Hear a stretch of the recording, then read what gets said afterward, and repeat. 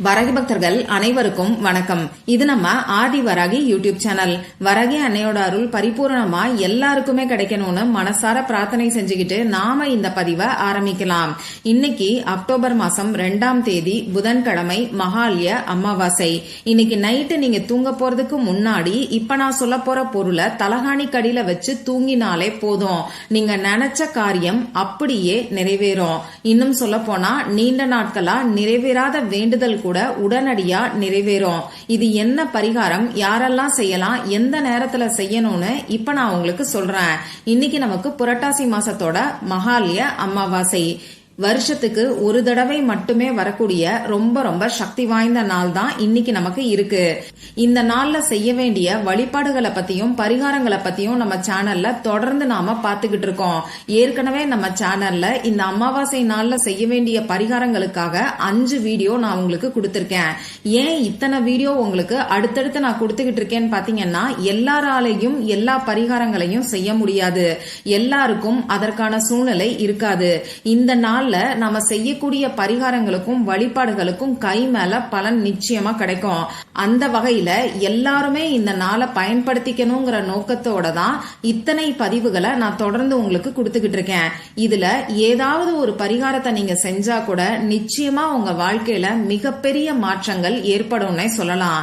சரி, இப்போ இந்த பதிவுல நாம எதை பத்தி பார்க்க போறோம்னு பாத்தீங்கன்னா, இந்த அமாவாசை இருக்கக்கூடிய நாள்ல நாம நினைச்ச காரியம் அப்படியே நிறைவேறதுக்கு தலகாணி கடியில வச்சு தூங்க வேண்டிய ஒரு பொருளை பத்தி தான் நான் உங்களுக்கு சொல்ல போறேன்.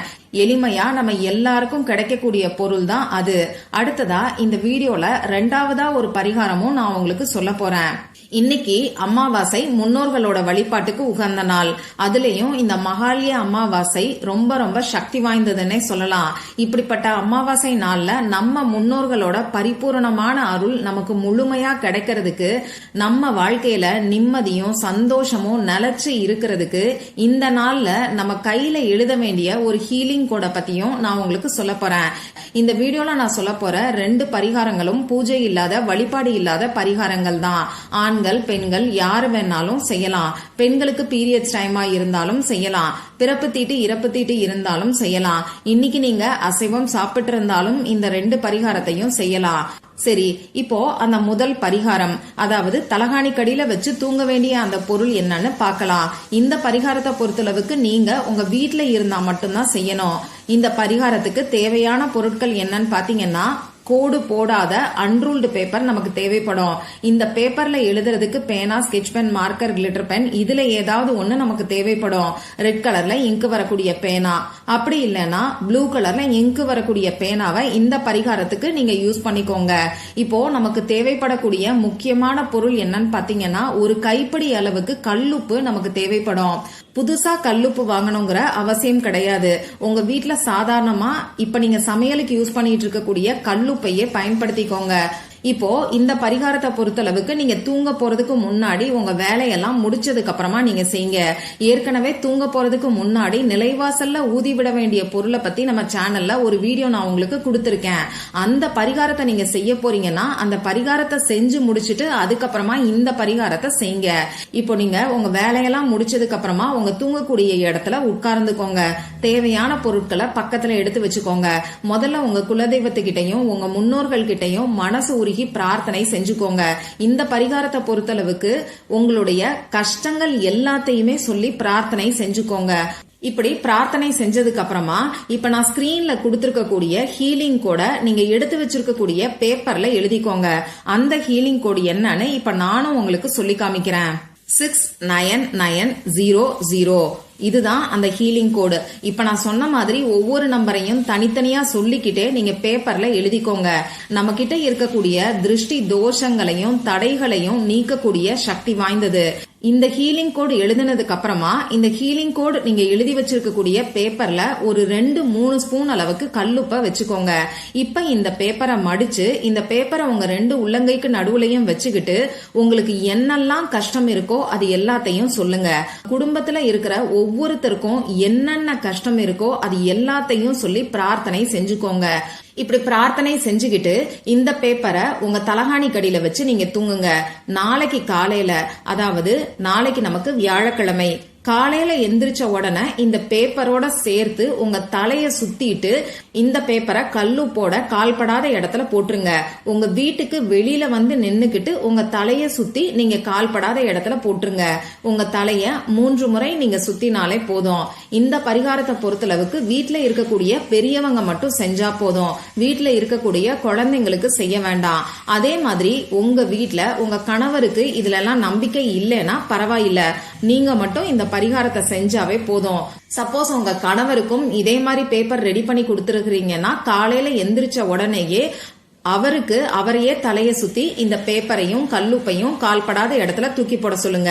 அதே மாதிரி காலையில எந்திரிச்ச உடனே மறக்காம இத நீங்க தலைய சுத்தி போட்டுட்டு அதுக்கப்புறமா மற்ற வேலைகளை பாருங்க.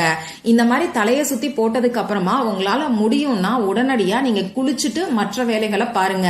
இப்படி குளிக்கிறதுக்கு டைம் இல்ல, காலையில டைம்ல எனக்கு நிறைய வேலை இருக்கும், நான் வேலையெல்லாம் செஞ்சு முடிச்சதுக்கு அப்புறம் தான் குளிப்பேன்னு சொல்றவங்க உங்க முகம் கை காலை மறக்காம கால் ஃபுல்லா நல்லா கழுவிக்கிட்டு அதுக்கப்புறமா உங்க வீட்டுக்குள்ள போய் மற்ற வேலைகளை நீங்க பாருங்க. இவ்வளவுதான் இந்த பரிகாரம். அடுத்ததா 2வது பரிகாரம். நம்ம முன்னோர்களோட பரிபூர்ணமான அருள் நமக்கு கிடைச்சிட்டாலே நம்ம வாழ்க்கையில எந்த ஒரு கஷ்டமும் இருக்காது. நமக்கு எப்படி குலதெய்வத்தோட அருள் ரொம்ப ரொம்ப முக்கியமானதா இருக்கோ அதே மாதிரி முன்னோர்களோட அருளும் எல்லாருக்குமே கட்டாயமா தேவைப்படும். இப்படிப்பட்ட முன்னோர்களோட அருளை நமக்கு பெற்று கொடுக்கக்கூடிய ஒரு அற்புதமான ஹீலிங் கூட தான் இப்ப நான் உங்களுக்கு சொல்ல போறேன். முன்னோர்களோட வழிபாட்டுக்கு உகந்த இந்த மகாலய அமாவாசை நாள்ல இந்த ஹீலிங் கூட நீங்க யூஸ் பண்ணும்போது நிச்சயமா உங்களுக்கு கை மேல பலன் கிடைக்கும். உங்க முன்னோர்களோட பரிபூரணமான அருள் கிடைக்கிறதோட மட்டும் இல்லாம உங்களுக்கு இருக்கக்கூடிய கஷ்டங்களும் படிப்படியா குறைய ஆரம்பிக்கும். அது எவ்வளவு பெரிய கஷ்டமா இருந்தாலும் சரி, அந்த கஷ்டத்துக்கான தீர்வு நிச்சயமா உங்களுக்கு கிடைக்கும். அந்த அளவுக்கு சக்தி வாய்ந்த ஒரு ஹீலிங் கூட தான் இப்ப நாம தெரிஞ்சுக்க போறோம். இந்த ஹீலிங் கூட பொறுத்தளவுக்கு யாரு வேணாலும் செய்யலாம், எல்லாருமே செய்யலாம். அதே மாதிரி எந்த விதமான தீட்டு கணக்கும் நமக்கு வராது. அடுத்ததா நீங்க உங்க வீட்டுல இருந்தாலும் இந்த பரிகாரத்தை செய்யலாம், ஆபீஸ்ல இருந்தாலும் செய்யலாம், நீங்க டிராவல் பண்ணக்கூடிய சமயத்திலையும் செய்யலாம், உங்க சொந்தக்காரங்களோட வீட்டுல இருந்தும் செய்யலாம். நமக்கு எந்த விதமான கட்டுப்பாடுகளும் கிடையாது. அடுத்ததா இப்ப எல்லாருக்கும் ஒரு கேள்வி வரும், இன்னைக்கு எங்க முன்னோர்களுக்கு நாங்க திதி தர்ப்பணம் கொடுத்திருக்கோம், படையல் போட்டிருக்கோம், நாங்க இந்த ஹீலிங் கூட பயன்படுத்தலாமான்னு சொல்லி ஒரு சிலர் கேட்பீங்க. தாராளமா பயன்படுத்தலாம். அதே மாதிரி இன்னும் ஒரு சிலருக்கு எனக்கு அப்பா அம்மா இருக்காங்க, நான் இந்த ஹீலிங் கூட பயன்படுத்தலாமான்னு கேட்டீங்கன்னா இதுவுமே செய்யலாம். ஏன்னா முன்னோர்கள்ங்கிறது நம்ம அப்பா அம்மாவை தாண்டி அவங்களுக்கு முன்னாடி இருக்கக்கூடிய தாத்தா பாட்டி, அவங்களுடைய தாத்தா பாட்டி, இந்த மாதிரி எல்லாருமே நமக்கு முன்னோர்கள் தான். அதனால இந்த வீடியோவை பாக்குற எல்லாருமே இந்த ஹீலிங் கூட இன்னைக்கு யூஸ் பண்ணி பாருங்க. சரி, இந்த பரிகாரத்துக்கு நமக்கு தேவையான பொருள் என்னன்னு பாத்தீங்கன்னா, நாம ஒரு ஹீலிங் கூட நம்ம கையில தான் எழுத போறோம். இதுக்கு எழுதுறதுக்கு பேனா, sketch pen, marker, glitter pen, இதுல ஏதாவது ஒண்ணு நமக்கு தேவைப்படும். ரெட் கலர்ல இங்கு வரக்கூடிய பேனா, அப்படி இல்லைன்னா ப்ளூ கலர்ல இங்கு வரக்கூடிய பேனாவை நீங்க யூஸ் பண்ணிக்கோங்க. இவ்வளவுதான் தேவையான பொருட்கள். இந்த பரிகாரத்தை பொறுத்தளவுக்கு நீங்க இன்னைக்கு எந்த டைம்ல வேணாலும் செய்யலாம். ராகு காலம் பார்க்க வேண்டாம், யமகண்டம் பார்க்க வேண்டாம், பெஸ்டான டைமையும் நீங்க பார்க்க வேண்டாம். இந்த வீடியோவை பார்க்கும் போதே கூட இந்த நம்பரை உங்க கையில நீங்க எழுதிக்கலாம். முதல்ல உங்க கைய கழுவிட்டு அமைதியான ஒரு இடத்துல உட்கார்ந்துகிட்டு உங்க மூச்சை நல்லா ஆழமா உள்ள இழுத்து வெளியில விடுங்க. இது உங்க மனசை கொஞ்சம் ரிலாக்ஸ் ஆக்கும். இதுக்கப்புறமா உங்க குலதெய்வத்துக்கிட்ட பிரார்த்தனை செஞ்சுக்கிட்டு உங்க முன்னோர்கள் கிட்ட மனசு உருகி மனசு விட்டு பேசுங்க. உங்க ஃப்ரெண்டு கிட்ட, அக்கா கிட்ட, தங்கச்சி கிட்ட, அம்மா கிட்ட உங்களுக்கு இருக்கக்கூடிய கஷ்டங்களை நீங்க எப்படி சொல்லுவீங்களோ அதே மாதிரி உங்க தாத்தா பாட்டிய உங்க மனசுக்குள்ள நினைச்சுக்கிட்டு உங்களுக்கு இருக்கக்கூடிய கஷ்டங்கள் எல்லாத்தையும் சொல்லி அதற்கான தீர்வு கிடைக்கணும், இந்த கஷ்டங்கள் எல்லாம் தீர்றதுக்கு உங்களுடைய பரிபூரணமான அருள் எங்களுக்கு வேணும்னு சொல்லி மனசு உருகி பிரார்த்தனை செஞ்சுக்கோங்க.